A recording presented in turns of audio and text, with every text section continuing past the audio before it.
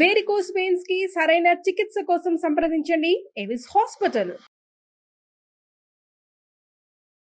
నమస్తే. నమస్తే అండి. అమ్మ, స్నేహ అనే ఒక అమ్మాయి మన దాకా వచ్చింది, మీతో మాట్లాడాలి, మీ సలహా కావాలి అనేసి. అంటే తనకు సంబంధించిన సమస్యని కొన్ని ఆల్రెడీ మనం లీగల్ అడ్వైస్లో మాట్లాడాం కూడా. లివ్ ఇన్ రిలేషన్స్ ఇవి ఎలాంటి పరిణామాలకి దారితీస్తున్నాయి, దీని పరిస్థితి ఏంటి? ఒక ఎపిసోడ్లో నాకు చాలా బాగా గుర్తు, మీరు చాలా అగ్రెసివ్గా మాట్లాడారు దీనికి సంబంధించి. ఆడపిల్లలు ముఖ్యంగా ఎలాంటి ఇబ్బందులు పడుతున్నారు అనేదానికి స్నేహ కథే ఒక ఉదాహరణ అమ్మ. నేను చెప్పడం ఎందుకు, స్నేహ ఎలానో మన స్టూడియోలో ఉంది కాబట్టి ఒకసారి మీరే మాట్లాడండి. తప్పకుండా అమ్మా. స్నేహ నమస్తే అమ్మా. నమస్తే. నమస్తే. నమస్తే అమ్మా. స్నేహ ఇక్కడి దాకా వచ్చారు, మీ కథ అంతా కూడా నాకు చెప్పారు.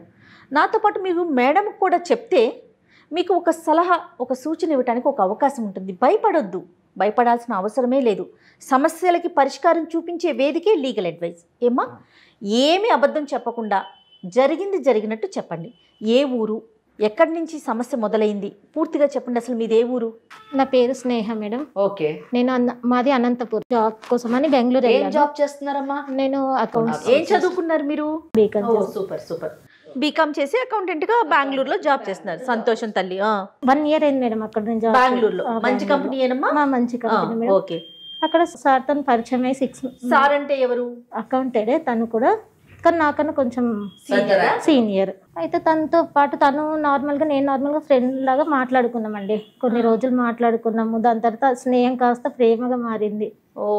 నేనే ఫస్ట్ ప్రపోజ్ చేశాను, తను ఇష్టపడి నేనే ప్రపోజ్ చేశాను. దాని తర్వాత తను సరే అనేసి, తను కూడా తన గురించి ఏం చెప్పలేదు, తన గురించి నేను కూడా ఏం అడగలేను.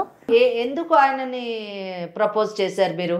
ఏం అడగలేదు, ఆయన గురించి ఏం తెలియదు, మీతో పని చేస్తాడని తెలుసు.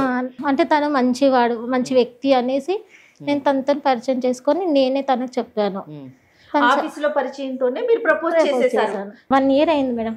1 year అయినాక తను నేను ఒకటే దగ్గర ఉన్నాము. 3 years దాటినాక ఒకటే రూమ్లో కలిసినాక ఎందుకు ఒక రోజు ఫోన్ తీసుకున్నాను. తను ఎవరితోనో మాట్లాడుతున్నా అనేసి తన ఫోన్ నేను తీసుకున్నాను. తన ఫోన్ తీసుకుని మాట అడ్డుపడుతున్నాను అనుకోకు. మరి పెళ్లి ఎప్పుడు చేసుకుందాం అనుకున్నారు? పెళ్లి చేసుకుందాం అనేసరికి తను వద్దు అనేసి అంటున్నారు. అదే ఎందుకు వద్దు అంటున్నారు అనేసి నాకు కొంచెం డౌట్ వచ్చిందండి.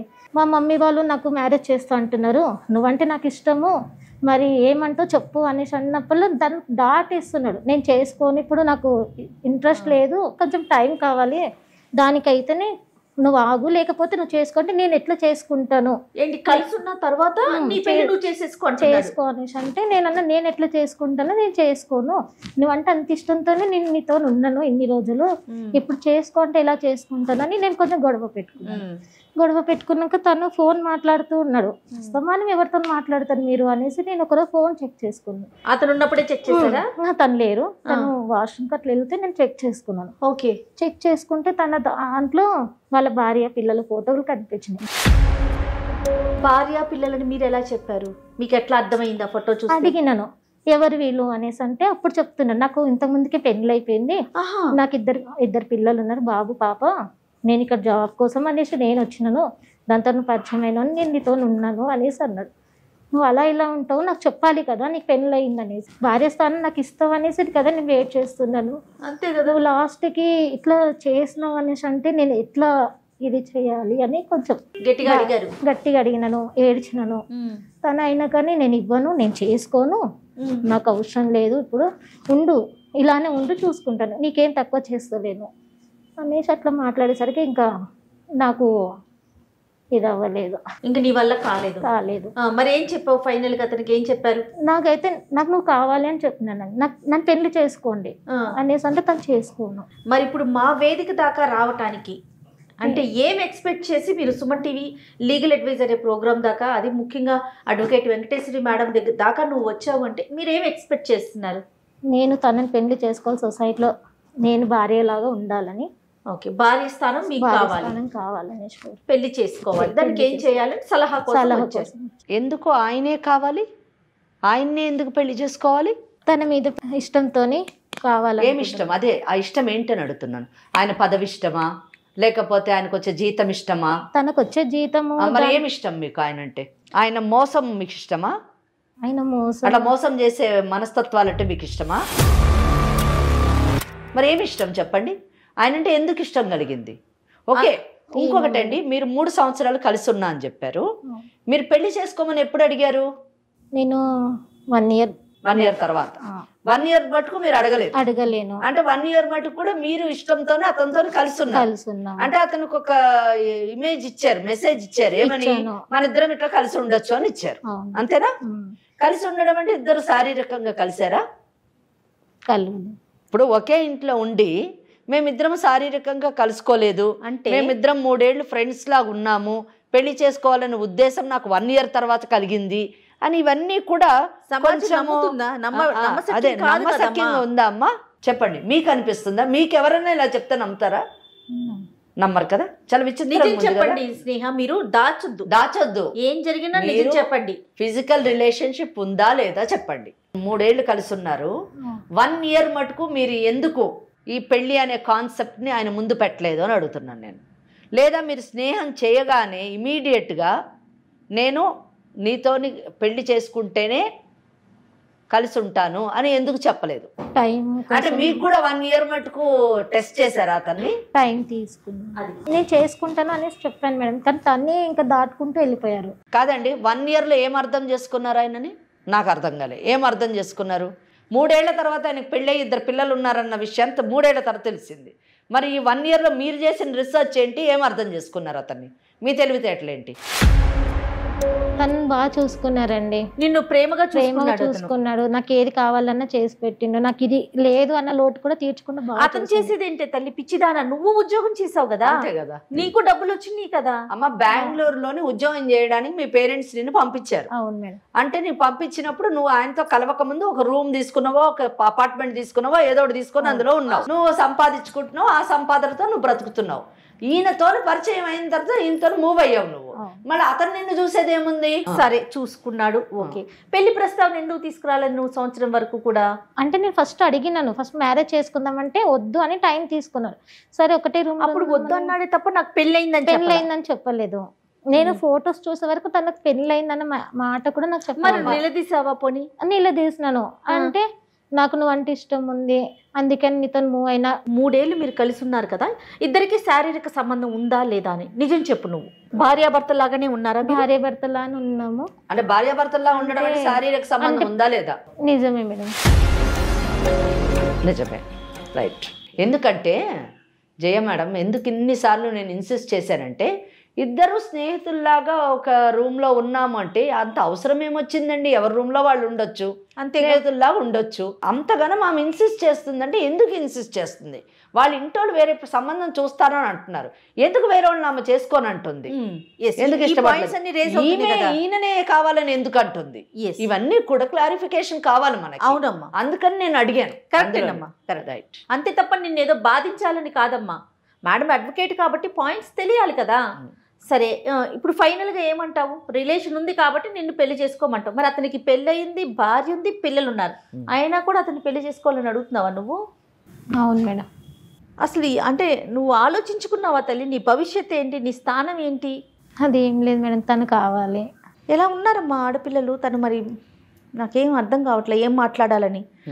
ఒక భార్య పిల్లలు ఉన్నా సరే నాతో ఉన్నాడు కాబట్టి నాకు అతనే కావాలి, అది భార్య స్థానమే కావాలంటే అది ఎలా సాధ్యమమ్మా? అంటే ఈ కేసులో నేను కూడా కొంచెము స్టార్టింగ్ నుంచి తన అమాయకురాలో తెలివైన అమ్మాయో నాకు ఈ కేసు నేను కూడా బ్లాంక్ అయ్యాను. ఎందుకు అయ్యానంటే, సాధారణంగా మనకు భార్య స్థానంలో ఉన్న అమ్మాయి వచ్చి నా భర్త ఇలాగా వేరే అమ్మాయితో అక్రమ సంబంధం పెట్టుకున్నాడు, నా ఒక్క స్థానము నా పరిస్థితి ఏంటి మేడం, నాకు తిరిగి ఇప్పించండి అని అడుగుతారు. ఇక్కడ అసలు రైటే లేని ఆమె, హక్కే లేని ఆమె వచ్చి ఎంత ధైర్యంగా కూర్చొని, అంటే మీరు అంటున్నారా ఆమె అమాయకురాలు అనుకోవాలా లేకపోతే ఏమనుకోవాలి అని భయపడుతుంది అంటే, నేను ఈ మాటల్ని నేను సపోర్ట్ చేయలేను. నేను ఎందుకు సపోర్ట్ చేయలేనంటే, నీకు అసలు ఏమి హక్కు లేదు. సంవత్సరం మటుకు నీకు పెళ్ళని ఆలోచన లేదు. అతనితో కేవలం స్నేహము, ఎంజాయ్మెంట్ మాత్రమే, రిలేషన్షిప్ మాత్రమే కావాలని చెప్పేసి నువ్వు 1 ఇయర్ ఉన్నావు. మీరేంటి అబ్జర్వ్ చేసేది అతన్ని?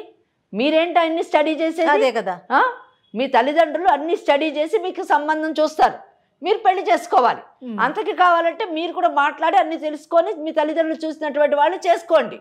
కానీ ఇక్కడ నువ్వు ఎవరినో ఒకటి సెలెక్ట్ చేసుకుంటావు, నీ కొలీగ్ని, నువ్వు ఒక 1 ఇయర్ స్టడీ చేస్తా అంటావు అతన్ని. ఆ స్టడీ చేయడానికి అతనితోనే కలిసి జీవిస్తావు, ప్లస్ అతనితోని ఫిజికల్ రిలేషన్షిప్, శారీరక సంబంధం పెట్టుకుంటావు.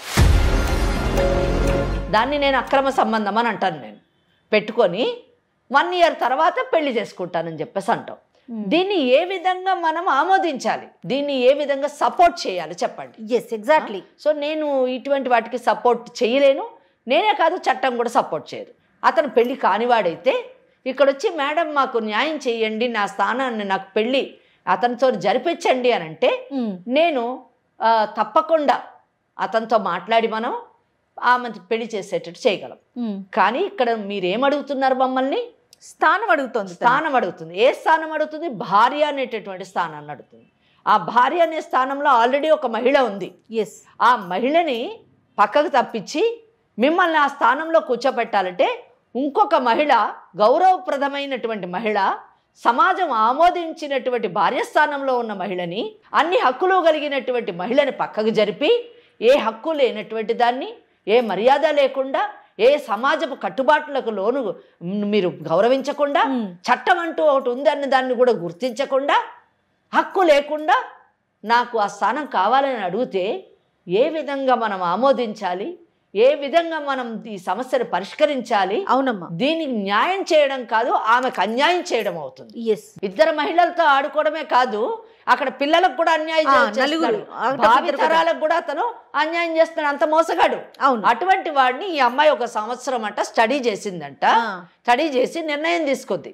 దెన్ నెక్స్ట్ క్వశ్చన్ నేను అడిగాను, ఎందుకమ్మా నీకు ఆయన్నే కావాలి అని అడిగాను. ఎందుకు అడిగానంటే అమ్మాయి చెప్పింది, మా అమ్మ నాన్న పెళ్లి సంబంధాలు చూస్తున్నారు, పెళ్లి చేసుకోమంటున్నారు, నాకు ఈయనే కావాలి.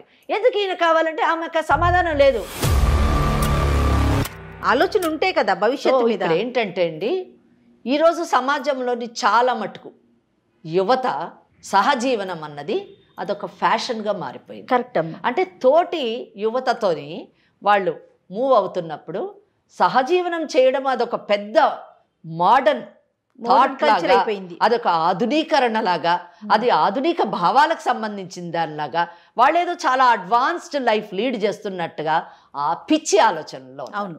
నేను అడుగుతున్నాను ఈనాటి యువతని, ఇటువంటి దారిలో నడిచేటటువంటి వాళ్ళని, ఇటువంటి ఆలోచనలతో వెళ్తున్నటువంటి వాళ్ళని నేను అడుగుతున్నాను, మీకు సహజీవనంలోని ఏమి హక్కులున్నాయి, మీకు సహజీవనంలోని ఏమి భద్రత ఉంది, మీకు పుట్టేటటువంటి పిల్లల యొక్క భవిష్యత్తు ఏంటి, సమాజంలోని వాళ్ళకి ఎంత గౌరవం లభిస్తుంది? ఇటువంటి యువత ఆలోచించుకోవాల్సింది ఏంటంటే, నేను ఎంత గౌరవంగా బ్రతుకుతున్నాను, సమాజంలో నేను ఎంత గౌరవింపబడుతున్నాను, నేను ఎవరితోనైతే సహజీవనం చేస్తున్నానో ఆ వ్యక్తి దృష్టిలో నా యొక్క స్థానం ఏంటి, నాకు న్యాయం చేయండి, ఆ స్థానం ఇవ్వండి అంటే మనం ఇక్కడ అటువంటి పనులు చేయడానికి లేవు. అమ్మ మరి ఏం చేద్దామమ్మా? ఏం లేదమ్మా, ఈ అమ్మాయి ఆలోచన విధానం తప్పు, ఈ అమ్మాయి జీవన విధానం తప్పు. ఓకే, చక్కగా తల్లిదండ్రులు చూసిన పెళ్లి చేసుకొని జీవితాన్ని కొనసాగించడం సరైనటువంటి నిర్ణయం. ఈ అమ్మాయికి మనం చెప్తూ బుద్ధి రాదు, మనం ఆ అబ్బాయితో మాట్లాడదాము. ఆ అబ్బాయి అసలు ఏమంటాడో విన్న తర్వాత మనకి అర్థమవుతుంది, ఆమెకు కూడా అర్థమవుతుంది అని నేను అనుకుంటున్నాను. మనమేమి అతన్ని బెదిరించి ఈ అమ్మాయిని పెళ్లి చేసుకోని చెప్పేటటువంటి పరిస్థితి కాదండి, అస్సలు కాదు. ఎందుకంటే Section 5 of Hindu marriage act ప్రకారము 2వ వివాహం చేసుకోవడానికి అవకాశం లేదు. ఓకే, ఎలాగంటే విడాకులన్నా అవ్వాలి, భార్య చనిపోయి అన్నా ఉండాలి. ఇక్కడ ఆ అమ్మాయికి విడాకులు ఇచ్చి, భార్యకు విడాకులు ఇచ్చి ఈ అమ్మాయిని పెళ్లి చేసుకో అని చెప్పేసి ఆ అబ్బాయి చెప్పేటటువంటి ధైర్య సాహసాలు నేను చెయ్యను. ఎందుకంటే అక్కడ 2 బిడ్డలు ఉన్నారు, తప్పు చేయనటువంటి భార్యకు ఎందుకు విడాకులు ఇవ్వాలి? 2 బిడ్డలు అంటే భవిష్యత్తుని ఎందుకు పాడు చేయాలి? ఒకవేళ అతను చేసుకుంటే భారతీయ న్యాయ సంహిత ప్రకారము Section 82(1) ప్రకారం 7 సంవత్సరాలు జైల్లోకి వెళ్తాడు. సో ఇవన్నీ అతనికి తెలియచేద్దామంటారా? తెలియజేయాలి. ఒకటి. ఇంకోటి ఏంటంటే అతను భవిష్యత్తులో ఇటువంటి తప్పు చేయకుండా ఉండాలంటే తెలియజేయాలి. కరెక్ట్. ఒకటి. రెండోది, అతను ఏం చెప్తాడో విందాం. లేదు నేను ఆ భార్యను విడాకులు ఇచ్చి ఈమెను చేసుకుంటాను అని అంటే అతను ప్రేమన్నట్టు. లేదు నా భార్యను నేను విడిచిపెట్టాను అన్నాడంటే ఈమెకు బుద్ధి రావాలి. ఈమె పరిస్థితి ఏంటి? కాదమ్మా, అతనికి కాల్ చేయి. మరి అతని పేరేంటి? కృష్ణ. బా, పేరుకు తగినట్టే ఉన్నాడు. ఏంటి వీళ్ళు ఇట్లా అనేస్తున్నారు? బిక్క చూపులు చూస్తా ఉన్నావు. ఒకసారి కాల్ చేస్తావా? మాట్లాడదామా? అమ్మా, తను మాట్లాడటానికి ఇబ్బంది పడతా ఉంది. నేనే ఒకసారి కాల్ చేస్తాను, తప్పకుండా ఒకసారి మాట్లాడతాను, వినండి మీరు కూడాను.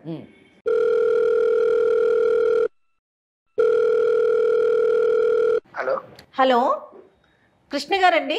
Yes, who is this? నేను జయానండి, సుమన్ టీవీ నుంచి మాట్లాడుతున్నాను, లీగల్ అడ్వైజ్ అనే ప్రోగ్రామ్ నుంచి. ఓకే మేడం, చెప్పండి. మా దగ్గరికి మీ ఫ్రెండ్ వచ్చారండి. మీతో పాటు కలిసి ఒక 3 ఏళ్ల నుంచి ఉంటున్న ఒక అమ్మాయి మా దగ్గర ఉంది స్టూడియోలో. పేరేంటి మేడం? ఓ, ఎంతమంది అమ్మాయిలతో కలిసి ఉంటున్నారు మీరు? అంటే చాలా మంది ఉంటారు కదా. ఏంటి ఫ్రెండ్ అన్నారు కదా మేడం, ఫ్రెండ్స్ అంటే చాలా మంది ఉంటారు కదా. ఫ్రెండ్స్ అంటే చాలా మందే ఉంటారంట. ఒక్కసారి నువ్వు హలో అనమ్మా, చెప్పు నీ పేరేంటి, నువ్వే చెప్పు. హలో హలో కృష్ణ, నేను స్నేహన్ మాట్లాడుతున్నా. స్నేహ? అవును, చెప్పు. అదే నేను పెళ్లి చేసుకుందామని అంటే దాటేస్తున్నావు కదా. అవును, నీకు చెప్పా కదా చాలా సార్లు. ఏమని? ఎక్కడికి వెళ్ళావు నువ్వు? ఇప్పుడు ఎవరు మాట్లాడేది? ఫోన్ ఎవరు చేశారు? నేను సుమన్ టీవీ ప్రోగ్రామ్కి వచ్చాను, మేడం వాళ్ళతో మాట్లాడుతున్నాను. ఎందుకు వెళ్ళావు అక్కడికి? మీకు ఎంతగానో చెప్పినా కానీ మీరు నాకేం ఆన్సర్ ఇవ్వట్లేదు కదా, అందుకనే నాకు ఇక్కడ న్యాయం జరుగుతుందేమో అనేసి వచ్చినాను. ఏం న్యాయం కావాలి నీకు ఇప్పుడు?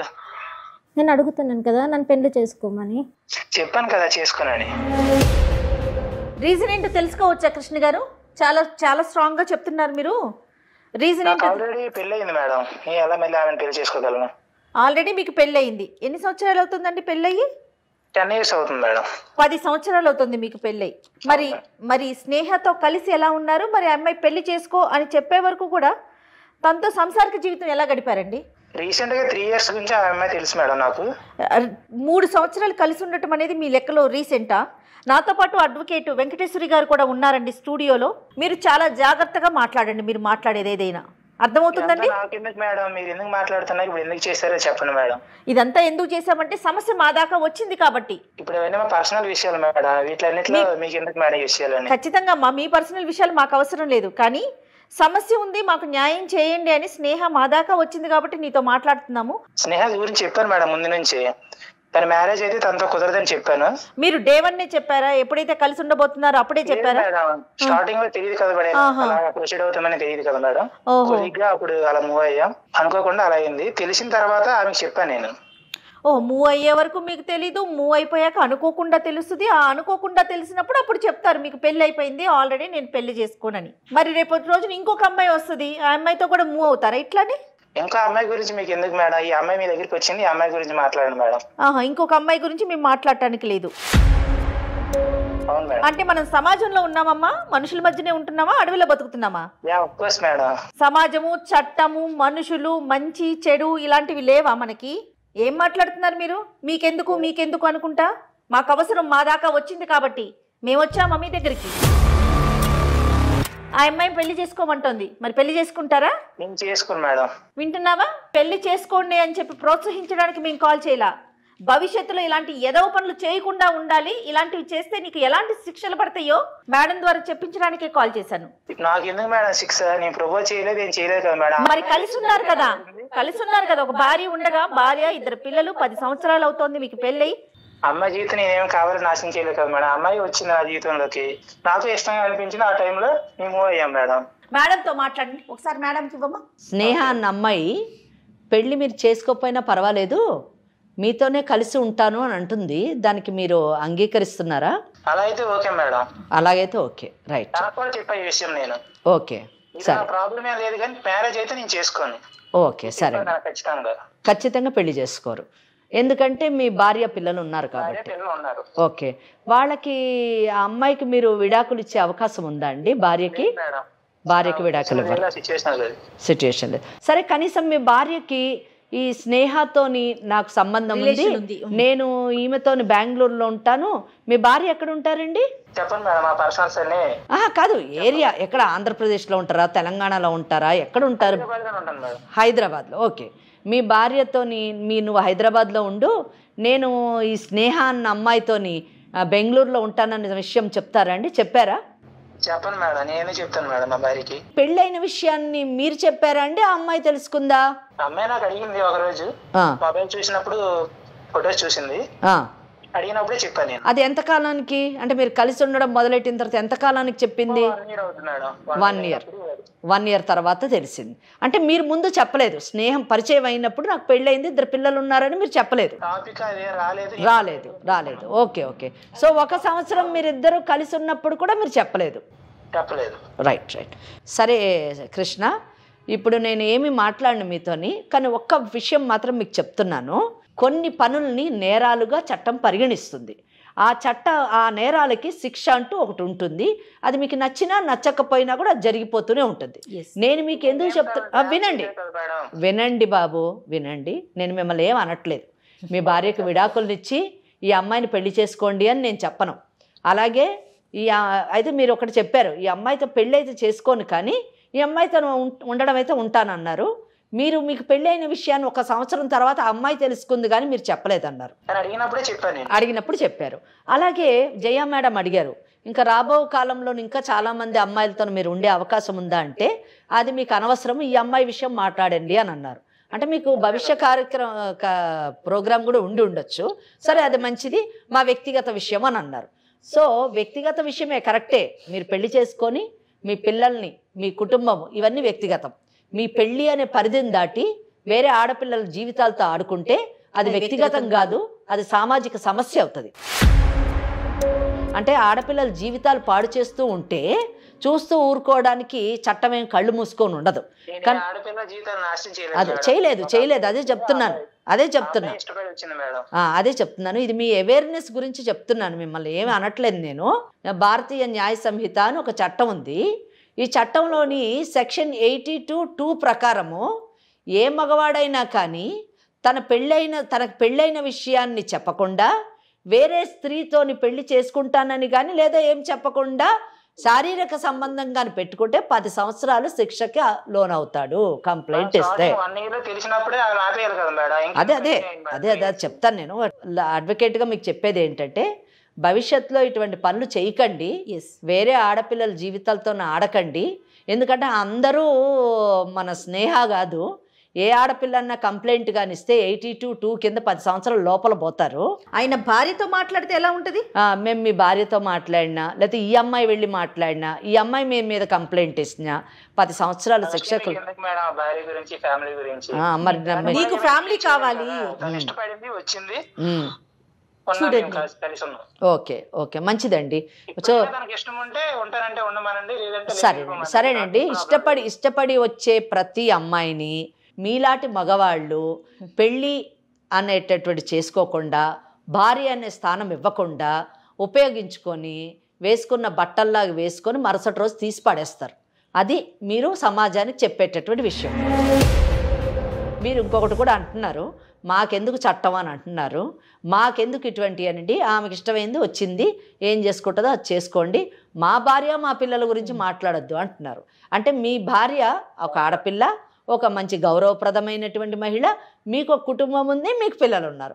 కానీ వేరే తల్లిదండ్రుల కన్నా ఆడపిల్లలు కాదు, వారు గౌరవమైన మహిళలు గారు, వాళ్ళ సంసారానికి పనికిరారు.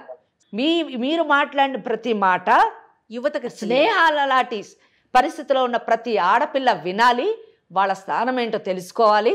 కనుక జయ, నేను వీరితో ఎక్కువ మాట్లాడలేమమ్మా.